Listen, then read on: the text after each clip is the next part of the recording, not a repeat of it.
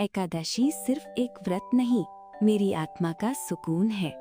दादी हमेशा कहती हैं, अन्न त्याग से ही मन और शरीर शुद्ध होते हैं। ये मेरी संस्कृति और उन पूर्वजों की सीख है जिन्होंने मुझे भक्ति सिखाई। सब उनकी कृपा है। इस भक्ति में मुझे असली शांति और शक्ति मिलती है। ओम नमो भगवते वासुदेवाय। हरे कृष्णा। पाप मोचनी एकादशी की आप सभी भक्तजनों को हार्दिक शुभकामनाएं। भगवान श्री हरि विष्णु की असीम कृपा आप और आपके पूरे परिवार पर सदैव बनी रहे, ऐसी हमारी भगवान के चरणों में विनम्र प्रार्थना है। पाप मोचनी एकादशी की इस पावन प्रातःकालीन बेला में हम सब भगवान के श्री चरणों में यही याचना करते हैं कि वे हमें केवल भौतिक सुख और समृद्धि ही नहीं बल्कि इस दुर्लभ मानव जीवन का सबसे अनमोल रत्न अपनी शुद्ध भक्ति भी प्रदान करें। ऐसी भक्ति जो मनुष्य को संसार के बंधनों से मुक्त करा सके, सीधे भगवान के दिव्य चरणों तक पहुंचा देती है। भक्तों, शास्त्रों में कहा गया है कि मनुष्य चाहे कितना भी महान क्यों न हो, एक क्षण भर का मोह भी उसकी वर्षों की तपस्या को डगमगा सकता है, भंग कर सकता है। और भविष्य उच्चार पुराण में भी ऐसा एक अद्भुत घटना का वर्णन मिलता है, जहाँ कहा जाता है कि एक महान ऋषि थे जिनकी तपस्या वज्र के समान अधिक कठोर थी। उनका मन स्थिर, इंद्रिया संयमित और उनका तपोबल तो इतना प्रबल था कि देवता भी उनकी साधना से प्रभावित थे। लेकिन फिर एक दिन एक क्षण का मोह और उस क्षण में उसकी वर्षों की तपस्या को डगमगा दिया, भंग कर दिया।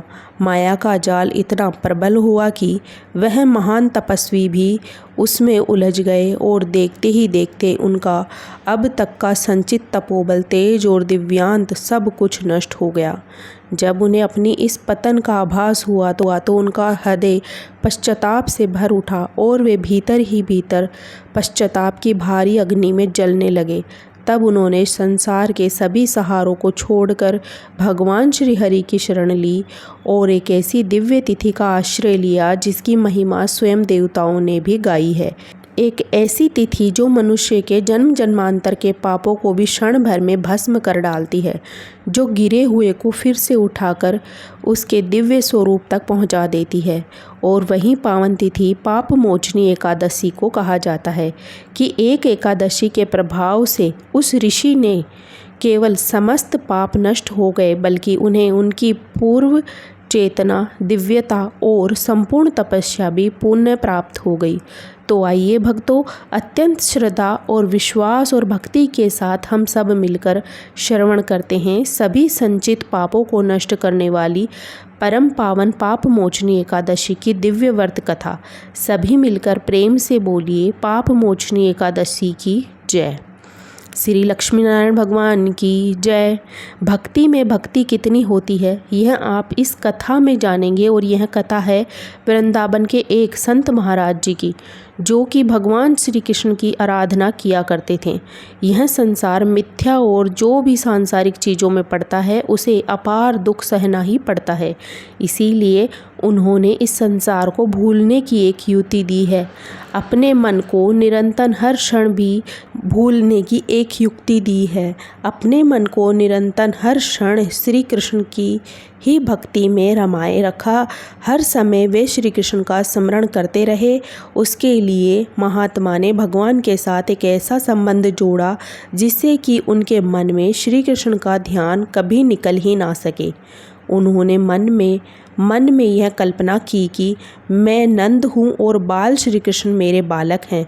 अब तो वे लल्ला को खूब लाड लड़ाते, यमुना जी स्नान करने ले जाते, लल्ला को साथ लेकर जाते, भोजन करने बैठते तो लल्ला को साथ लेकर बैठते और ऐसी भावना करते ही कन्हैया मेरी गोद में बैठे हैं, कन्हैया मेरी दाढ़ी खींच रहे हैं। श्री कृष्ण को पुत्र मानकर आनंद करते। जो हरकतें, जो शरारतें एक नन्हा बालक करता है, वह उन सभी शरारतों की मानसिक कल्पना किया करते थे, जिससे उन्हें खूब आनंद मिला करता था। और इस तरह श्री कृष्ण के ऊपर उनका वात्सल्य भाव था। संत महाराज जी श्री कृष्ण की मानसिक सेवा किया करते थे। संपूर्ण दिवस, पूरा दिन मन को श्री कृष्ण लीला में तन्मय रखते थे।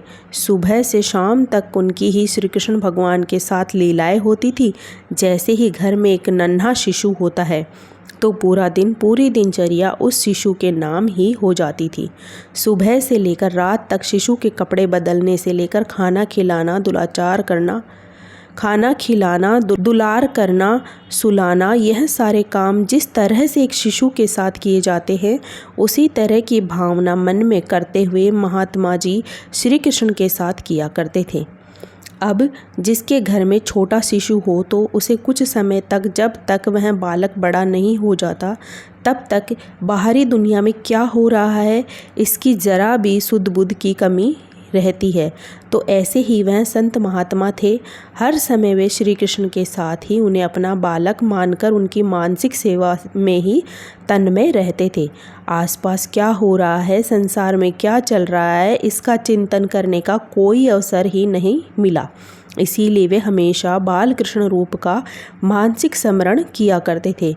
अगर डायरेक्ट मन को भक्ति में लगाया जाए तो हो सकता है कि मन में भक्ति जगाना थोड़ा मुश्किल हो जाए, लेकिन अगर किसी खास लीला के साथ अपने मन को भक्ति में जोड़ा जाए, वह भक्ति बड़ी ही सहज ही प्राप्त हो जाती है और भगवान की कृपा भी सहज ही प्राप्त हो जाती है। इसीलिए भगवान के साथ एक संबंध स्थापित करना होता है। अब चाहे वह पिता पुत्र का हो या माता पुत्र का हो, सखा भाव का हो, प्रेमिक का भाव हो या कैसा भी भाव हो, जब तक भगवान के साथ एक संबंध नहीं बनेगा, तब तक उनके साथ जो आपका संबंध है वह प्रगाढ़ नहीं होगा। कुछ न कुछ लीलाएं भगवान जब भी संबंध स्थापित करते हैं तो दिखाते ही रहते हैं। अब श्री कृष्ण के साथ पुत्र का संबंध जोड़कर महात्मा जी संसार को भूल गए और वे बाल कृष्ण के साथ ही तन्मय हो गए। श्री कृष्ण को पुत्र मानकर खूब लाड लडाने लगे और महात्मा जी ऐसी भावनाएं मन में किया करते थे कि आज तो देखो कन्हैया मुझसे केला मांग रहा है, कह रहे हैं हे बाबा मुझे केला दिला दो। और जैसे छोटे बालक हट करते हैं उसी तरह से कन्हैया उनके साथ हट कर रहे हैं। अब संत महाराज जी के पास उस समय केले तो थे नहीं, तो मानसिक भाव से ही वे बाजार जा रहे थे। बाजार में बढ़िया पीले पके हुए केले खरीद कर उन्हें मन से, मानसिक भाव से श्री कृष्ण को अर्पण कर दिए। अपने हाथ से केला छील कर उन्हें खिला रहे थे और नन्हे काना मुंह में 2 दांत लिए हुए अपने छोटे छोटे दांतों से कुतर कुतर कर केला खा रहे थे। और यह सब देखकर संत महात्मा बड़े प्रसन्न हो रहे थे। उनके मन ही मन में यह सारी लीलाएं चल रही थी और वे सारा दृश्य अपने मन की आंखों से ही देख रहे थे। इस तरह संत महात्मा जी का पूरा दिन कान्हा जी के साथ ही बीत रहा था। मानसिक सेवा करते थे और मन से जो भी भगवान उनसे मांगा करते थे, मानसिक भाव से ही वह सारी वस्तुएं उन्हें अर्पण करते थे। कन्हैया तो बहुत भोले हैं, प्रत्यक्ष रूप से दी गई चीज़ों को तो वे स्वीकार करते ही हैं, और अगर आप मानसिक रूप से उन्हें सेवा की जाए तो मानसिक रूप से भी कोई वस्तु उन्हें अर्पण की जाए तो वे वो शीघ्र ही स्वीकार कर लेते हैं। अब महात्मा जी सभी अपने शिष्यों से कहते हैं, इस शरीर से गंगा स्नान तो कभी हुआ नहीं, वहीं मुझे एक बार करना है। उनकी इस इच्छा को जानकर शिष्य कहते हैं कि महाराज जी काशी पधारिए। तब महाराज जी के मन में अपने छोटे से कन्हैया का ध्यान आ जाता है। जैसे ही वे घर छोड़कर स्नान के लिए जाने का सोचते हैं, तभी उनके मन में मंदिर में विराजित श्री कृष्ण कन्हैया कहने लगते हैं, बाबा मैं तो तुम्हारा छोटा बालक हूँ ना, मुझे छोड़कर काशी नहीं जाना। इस तरह महात्मा जी सेवा में तन्मय होते हैं। मन ही मन से उन्हें बात करते हुए समझाने लगते हैं, लल्ला ऐसे अकेला थोड़ी ना हो जाऊँगा छोड़कर। तब उनको ऐसा लगता था कि मेरा लल्ला जाने ही मना ही कर रहा है, मेरा कान्हा तो अभी बहुत छोटा है और मैं अपने नन्हे से कान्हा को घर पर अकेला छोड़कर यात्रा करने भले कैसे चला जाऊं। मुझे लल्ला को छोड़कर नहीं जाना चाहिए। अब संत महाराज जी का शरीर तो वृद्ध हुआ, परंतु उनका कन्हैया तो अभी तक छोटा ही रहा। वह तो बड़ा हुआ ही नहीं। उनका प्रभु में बाल भाव ही स्थिर रहा। वे जो श्री कृष्ण की मानसिक सेवा करते थे, उनकी नज़र में उनका कन्हैया उतने ही साल का, उतने ही छोटा था जितना वह पहले दिन से उनकी सेवा में लग गए थे। अब एक दिन इसी तरह से लल्ला की मानसिक सेवा करते करते, चिंतन करते करते, उनका स्मरण करते करते संत महाराज जी की मृत्यु को प्राप्त हो गए। शिष्य कीर्तन करते करते महात्मा जी को शमशान ले जा रहे थे। अब अग्नि संस्कार की तैयारी हुई। इतने में ही एक 7 वर्ष का अति सुंदर बालक कंधे पर गंगा जल का घड़ा लेकर वहाँ आ गया और उनके पास शिष्यों से कहा, यह मेरे पिता हैं और मैं उनका मानस पुत्र हूँ। पुत्र के तौर पर अग्नि संस्कार करने का अधिकार तो मेरा है और मैं ही इनका अंतिम संस्कार करूँगा। पिता की अंतिम इच्छा पूरी करना तो पुत्र का धर्म होता है ना। और मेरे पिता की गंगा स्नान करने की बड़ी इच्छा थी, परंतु मेरे कारण यह गंगा स्नान करने नहीं जा सकते थे, इसीलिए आज मैं इनके लिए यह गंगा जल लेकर आया हूँ। पुत्र जिस प्रकार पिता की सेवा करता है, उस प्रकार बालक ने संत महाराज जी के शव को गंगा स्नान कराया। संत महाराज जी के मस्तक पर तिलक लगाया, पुष्प की माला पहनाई और अंतिम वंदन करके अग्नि संस्कार किया। सारे लोग यह देखते रह गए। अनेक साधु महात्मा थे, परंतु किसी की भी बीच में बोलने की कोई हिम्मत नहीं हुई। अग्नि संस्कार हुआ और इधर एक बालक एकदम अंतर्ध्यान हो गया। उसके बाद लोगों को ध्यान हुआ कि महात्मा जी के तो कोई पुत्र ही नहीं था। संत महाराज जी की मानसिक सेवा के बारे में शिष्य जानते थे। यह भी जानते थे कि महात्मा जी श्री कृष्ण के अति प्रति अपना पुत्र भाव रखते थे। वे उन्हें अपना पुत्र मानते थे, तो उनका वात्सल्य भाव था और वो हो न हो वहीं बालकृष्ण आज 7 वर्ष के बालक के रूप में महात्मा जी के पुत्र के रूप में आए थे। महात्मा जी की भावना थी कि श्री कृष्ण मेरा पुत्र है। परमात्मा ने उनकी भावना पूरी की, क्योंकि वे अंतिम समय में गंगा स्नान करना चाहते थे, लेकिन अपने छोटे से लल्ला को मन के मंदिर में अपने घर पर अकेला कैसे छोड़कर जाऊं, और तब उनकी यह इच्छा अधूरी रह गई थी, जिसे उनके मृत्यु के पश्चात बाल श्री कृष्ण ने आकर स्वयं पूरी की है। इसीलिए भगवान के साथ भक्त जैसा संबंध जोड़ लेते हैं, भगवान उस संबंध को फिर वैसे ही निभाते हैं। फिर चाहे वो संबंध कैसा भी क्यों ना हो, लेकिन संबंध तभी निभता है जब दोनों तरफ से पूर्ण संपन्न हो। जब भक्त अपने मन में, चाहे वह मानसिक सेवा कर रहा हो या प्रत्यक्ष रूप से पूजा आराधना कर रहा हो, अगर उसकी भावना के प्रति सच्ची निष्ठा है, भक्ति सच्ची है, तो भगवान अपने उस भक्त की लाज हमेशा रखते हैं और अपने उस संबंध को हर हाल में चाहे कैसे भी हो अवश्य निभाते हैं। प्रिय भक्तजनों, अब सुनिए पाप मोचनी एकादशी की पावन कथा। एक समय धर्मराज युधिष्ठिर ने भगवान श्री कृष्ण ने विनम्र भाव से प्रश्न किया। उन्होंने हाथ जोड़कर भगवान को प्रणाम करने के बाद कहा, हे केशव, हे जगन्नाथ, आपने मुझे आमल की एकादशी की महिमा अत्यंत सुंदर वर्णन सुनाया था। उस कथा को सुनकर मेरा मन अत्यंत प्रसन्न हुआ और मेरी जिज्ञासा और भी बढ़ गई। अब कृपया करके आप मुझे चैत्र मास के कृष्ण पक्ष में आने वाली एकादशी के विषय में भी बताइए। इस एकादशी का क्या नाम है, क्या महत्व है, इसका व्रत करने से मनुष्य को कौन सा पुण्य प्राप्त होता है। धर्मराज युधिष्ठिर का यह प्रश्न सुनकर मधुसूदन भगवान मुस्कुराए। उनकी करुणा से भरी हुई दृष्टि युधिष्ठिर महाराज पर पड़ी और वे बोले, राजन, तुमने अत्यंत शुभ और कल्याणकारी प्रश्न किया है। यह एकादशी सचमुच मनुष्य के जीवन को पवित्र करने वाली है। यह एक समय की बात है जब महान तपस्वी लोमस ऋषि ने इसी पाप मोचनी एकादशी की महिमा राजा मानधाता को सुनाई थी। चैत्र मास के कृष्ण पक्ष में आने वाली इस पाप मोचनी एकादशी व्रत का पालन करने से मनुष्य के सभी पाप नष्ट हो जाते हैं और वह अष्ट सिद्धियों तक को प्राप्त कर सकता है। अब मैं तुम्हें वही पवित्र कथा सुनाता हूँ जो लोमस ऋषि ने राजा मानधाता को सुनाई थी। ध्यानपूर्वक सुनो। ऐसा कहकर भगवान ने उस प्राचीन पौराणिक कथा का वर्णन आरंभ किया। कई वर्षों पूर्व की बात है। देवताओं के कोषाध्य कुबेर के पास एक अत्यंत सुंदर और मनोहर उपवन था जिसका नाम था चैत्ररथ। वह उपवन इतना सुंदर था कि वहाँ पूरे वर्ष वसंत ऋतु का ही वातावरण रहता था। चारों ओर रंग बिरंगे पुष्पों की सुगंध फैली रहती थी और मधुर पक्षियों की कलवर सुनाई देती थी।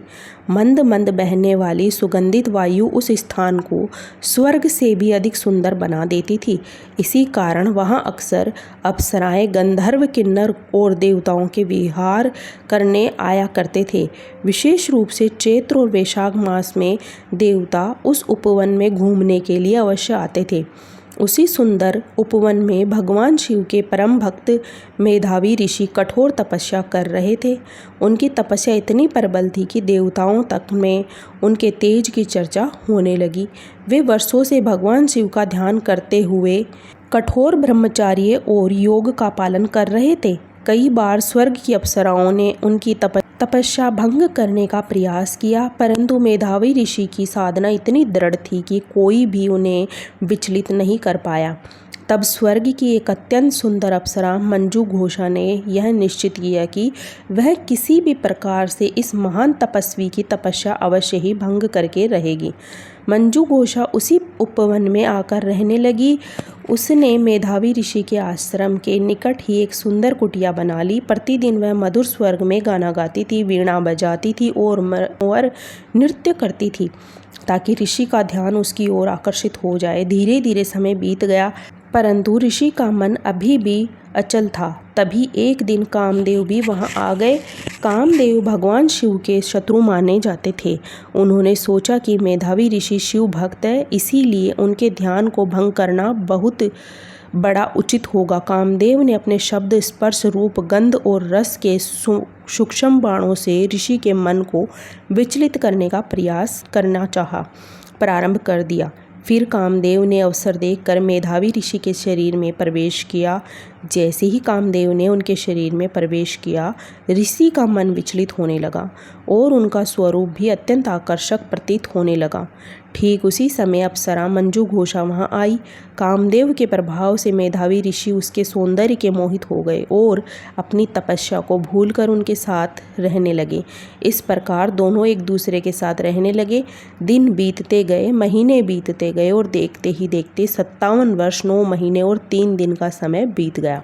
लेकिन मेधावी ऋषि को इतने लंबे समय की यह अवधि भी केवल एक रात के समान ही प्रतीत हुई। जब वह मंजू घोषा ने देखा कि ऋषि अब पूरी तरह उसके मोह में पड़ चुके हैं, तो उसने स्वर्ग वापस लौटने का विचार किया। फिर उसने एक दिन विनम्रता से ऋषि से कहा, हे ऋषिवर, अब मुझ पर कृपा करें और मुझे स्वर्ग लौटने की अनुमति दें। लेकिन ऋषि बोले, हे सुंदरी, तुम तो अभी अभी आई हो, अभी बस संध्या ही तो हुई है। आज रात्रि यहीं ठहर जाओ, प्रातःकाल चली जाना। जब मंजू घोषा ने समय की वास्तविकता बताई और ऋषि ने जब काल की गणना की, तब उन्हें यह जानकर गहरा आघात लगा कि उन्होंने तो अपने 57 वर्ष अपने जीवन के व्यर्थ ही गंवा दिए। यह आभास होते ही उनकी आंखों में अश्रु बहने लगे। फिर क्रोध और पश्चाताप से भरकर उन्होंने कहा, अरे, मैंने अपने जीवन के इतने वर्ष व्यर्थ कर दिए। तुमने मेरी तपस्या और मेरे जीवन का सर्वनाश कर दिया। तुमने पिशाचनी के समान व्यवहार किया है, इसीलिए जाओ, मैं तुम्हें श्राप देता हूँ कि तुम पिशाचनी योनि में जाओ। श्राप सुनते ही मंजू घोषा भयभीत हो गई और वह ऋषि के चरणों में गिरकर रोने लगी और बोली, हे ऋषिवर, मुझ पर दया करें, मुझे इस श्राप से मुक्त होने का कोई उपाय बताइए। तब मेधावी ऋषि ने कहा, मैं अपना श्राप वापस तो नहीं ले सकता, लेकिन अगर तुम चैत्र मास के कृष्ण पक्ष में आने वाली पाप मोचनी एकादशी का व्रत श्रद्धा से करोगी तो तुम इस पिशाच योचनी से मुक्त हो जाओगी। इसके बाद मेधावी ऋषि अपने पिता च्यवन ऋषि के आश्रम में गए और अपनी पूरी कहानी उन्हें कह सुनाई, जिसे सुनकर च्यवन ऋषि ने कहा, हे पुत्र, तुमने तो बड़ी भारी गंभीर भूल की है, लेकिन इसका प्रायश्चित संभव है। तुम भी श्रद्धा से पाप मोचनी एकादशी का व्रत करो। जिससे तुम्हारे सभी पाप नष्ट हो जाएंगे। तब मेधावी ऋषि ने अत्यंत श्रद्धा से इस एकादशी का व्रत किया और वे अपने सभी पापों से मुक्त हो गए। उधर मंजू घोषा ने भी इस व्रत को किया और उसे भी पिशाच योनि से मुक्ति मिल गई और वह पुनः अपने स्वर्गीय दिव्य स्वरूप को प्राप्त कर स्वर्ग को लौटकर वापस लौट गई। कथा समाप्त करते हुए लोमन ऋषि ने राजा मानधाता से कहा, हे राजा, जो भी भक्त इस पाप मोचनी एकादशी का व्रत करता है या इसकी कथा का श्रवण करता है, उसके जीवन के सभी पाप नष्ट हो जाते हैं। यह व्रत इतना पवित्र है कि इसके प्रभाव से मनुष्य को हजारों गायों को दान के बराबर पुण्य प्राप्त होता है। इस दिन भक्तों को हरे कृष्णा मंत्र का अधिक से अधिक जप करना चाहिए और पूर्ण उपवास रखते हुए भगवान श्री कृष्ण का स्मरण भी करना चाहिए। कथा समाप्त। सभी प्रेम से बोलिए पाप मोचनी एकादशी की जय। श्री हरि विष्णु भगवान की जय।